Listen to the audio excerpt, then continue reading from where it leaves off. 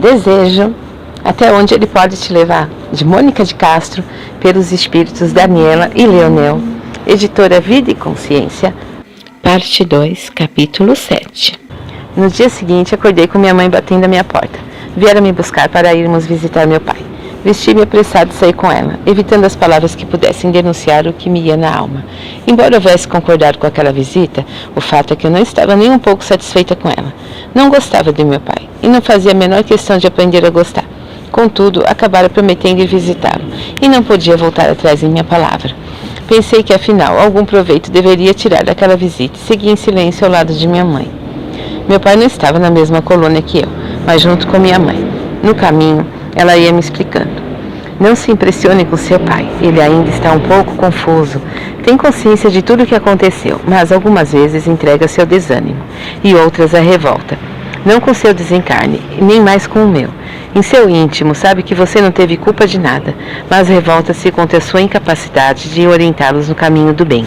Algumas vezes culpa-os, a você e a Daniel, pela sua própria infelicidade, julgando-os responsáveis pelos infortúnios que se abateram sobre a nossa família e, em especial, sobre a sua própria vida.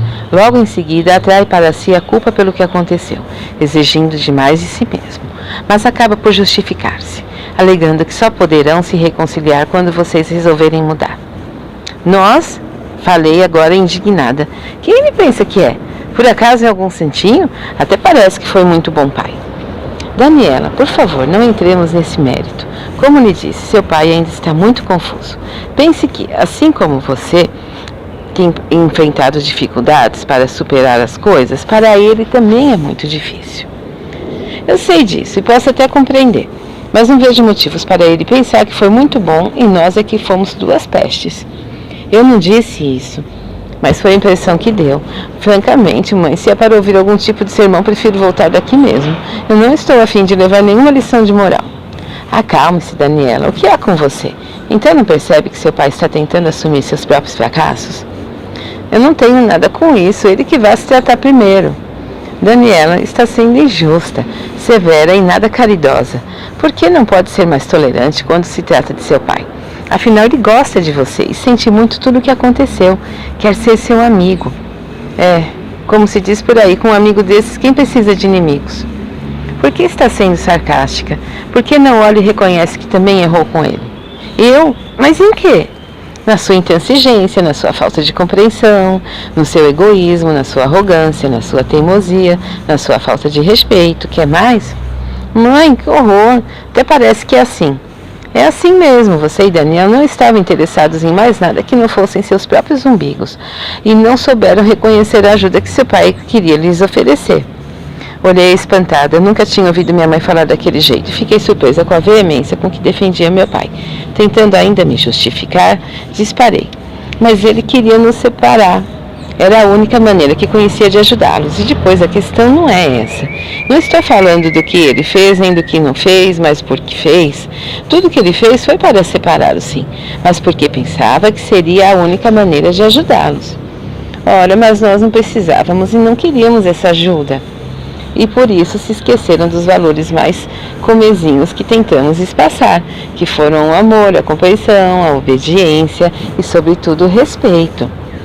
Queria que obedecêssemos e curvássemos a cabeça feito dois cordeirinhos? Não lhes pedi subserviência. Pedi-lhes obediência. É diferente. É que todo filho deve aos pais enquanto ainda está sob a sua guarda. Mas vocês tinham medo não de se separar, mas de terminarem de se relacionar sexualmente. Se vocês se amassem mesmo, deveriam ser os primeiros a aceitar a ajuda e tentar se modificar. Por que acusa seu pai? Ele pode ter errado, mas você também não acertou. Lembre-se de que cada um tem os seus erros e ninguém, absolutamente ninguém, tem o direito de apontar o dedo para seu semelhante e decretar que o erro dele foi pior e mais grave do que o seu. Baixei a cabeça novamente, envergonhada. Tinha ainda muito que aprender e precisava tomar cuidado para não acabar me sentindo vítima do destino. Agora que já não me sentia mais culpada pelo que fizera, precisava me cuidar para não chegar ao extremo oposto e me colocar na situação de coitadinha injustiçada. Aquela pobre menina que lutou, tentou e não conseguiu controlar seus ímpetos, despencando novamente pelo desfiladeiro do erro. Mas depois poder dizer, coitadinho de mim que nunca faço nada certo. Tem razão, mãe, disse arrependida. Sinto muito. Vou tentar esquecer o que houve e tratar papai bem. O que passou, passou. Não, minha filha, você não deve esquecer. Ao contrário, deve se lembrar de tudo para poder se transformar. Só quando essas lembranças não a estiverem incomodando mais é que você poderá dizer que tudo passou e não volta mais. Chegamos à porta de uma casinha toda pintada de branco, com cortinas vendadas na janela e um lindo jardim coberto de flores. Fiquei admirada.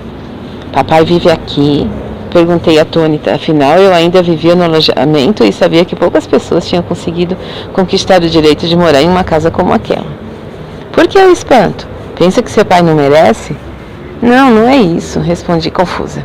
Não precisa tentar se justificar, Daniela, mas deixe que eu explico. Quem mora nesta casa sou eu, e só depois de muito tempo foi que obtive permissão para trazer seu pai para cá. Ele passou muitos anos nas trevas, revoltado, e quando o resgatamos, tivemos que fazer um longo trabalho no hospital em que ele foi internado.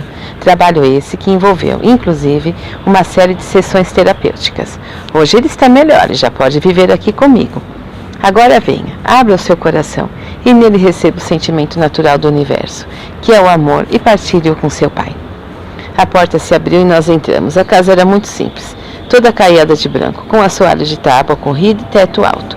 Quase não possuía móveis, à exceção de uma mesa, 4 cadeiras, 2 poltronas e uma espécie de cômoda alta, encostada na parede.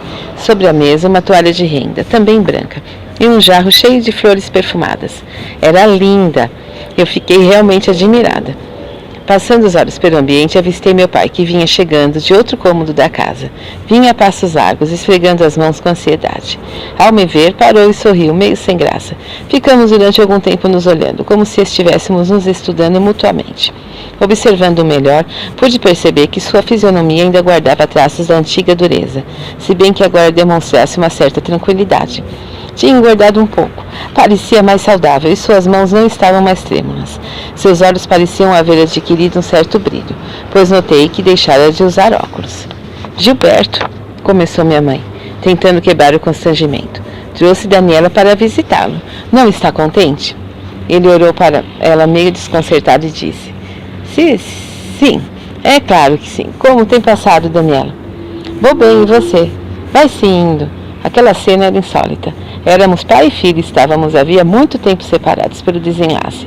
Vivéramos em mundos diferentes durante anos a fio e agora nos tratávamos feito 2 conhecidos que se reencontram por acaso. Eu também não sabia bem o que dizer ou fazer. Estava muito sem jeito, com medo de falar algo que não devesse. Quer um refresco, Daniela? Perguntou minha mãe. Quero, obrigada, respondi, apenas para ter o que dizer. Minha mãe saiu e nós ficamos ali parados, nos olhando pouco à vontade, até que, inesperadamente, meu pai abriu os braços para mim, convidando-me ao abraço. E acabei indo ao seu encontro, deixando-me abraçar feito um autômato. Mas aquele abraço parecia tão sincero, tão amigo, tão acolhedor, que eu me enterneci e, emocionada, passei meus braços ao redor do seu corpo e comecei a chorar. Hoje, pensando naquele momento, vejo como foi lindo. Daniela, começou ele a gaguejar.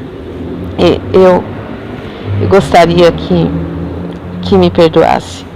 Fui um tolo, orgulhoso, não sabia ceder, não sabia ajudar. Papai, exclamei em lágrimas, não diga isso. Eu que fui orgulhosa e egoísta, não soube reconhecer o seu amor. Não, minha filha, não. Eu, em minha arrogância, me aproveitei da minha superioridade de pai para subjugá-los, pois inconscientemente pensava que assim poderia vingar-me de todo o mal que vocês me haviam feito no passado. Fui injusto com vocês, não soube perdoar. Não diga isso, papai, todos nós erramos. Mas eu fui pai e assumi a responsabilidade de educá-los, de orientá-los e, acima de tudo, de amá-los. Sinto que falhei em minha missão.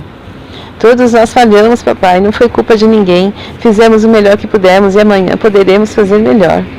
Será, minha filha? Tenho certeza.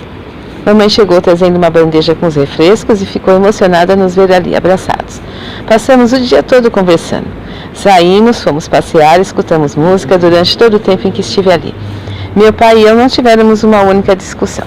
Eu sabia que ele estava se esforçando e notei que seu esforço era sincero. Não uma mera tentativa de me aceitar só para satisfazer minha mãe, ou enganar-se a si mesmo. Não, ele realmente sentia as coisas da maneira como falava, e aquilo me deixou bastante emocionada.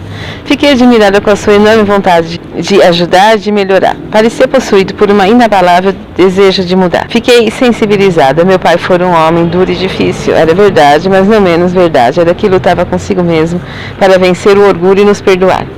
Ao final do dia, despedi-me e voltei para meu alojamento. Estava muito satisfeita comigo mesma. Minha mãe me acompanhou até a porta do meu quarto. Quando entrou, perguntei: Mamãe, e Daniel também já falou com o papai? Há muito tempo.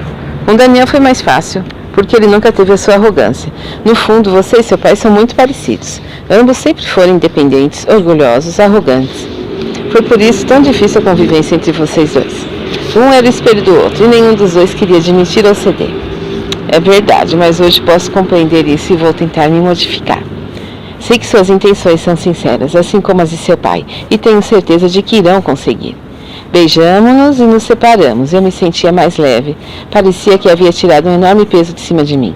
Não tinha a ilusão de que, dali para frente, minha convivência com papai seria um exemplo de amizade e carinho.